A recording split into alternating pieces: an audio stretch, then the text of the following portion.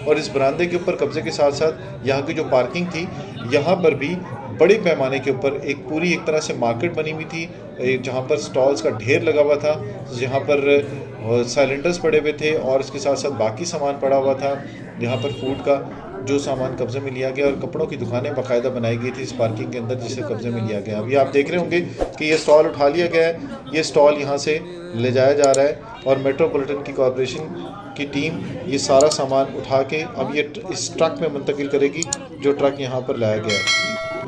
अब ये देखें, ये स्टॉल नीचे उतार लिया गया है और ये अभी आपको जो लोग नज़दीक नज़र आ रहे हैं, ये सारे मेट्रोपॉलिटन कॉरपोरेशन का स्टाफ है जो यहाँ से इस सामान को उठा रहा है और इस सामान को, इस स्टॉल को उठाने के बाद ये मुंतकिल किया जाएगा इस ट्रक के अंदर, जो इस वक्त ट्रक यहाँ पर खड़ा हुआ है। तो इसी तरह से ये ऑपरेशन हो रहा है मुख्तलिफ जगहों पर। अक्सर आप देखते होंगे कि ये नज़र भी आ रहा होगा आपको कि दुकानें अक्सर बंद करके लोग चले जाते हैं और उसके अलावा यहाँ पर जो दुकान के मालिकान होते हैं वो जब टीम को देखते हैं यहाँ पर, तो वो अपना सामान यहाँ से उठाना शुरू कर देते हैं।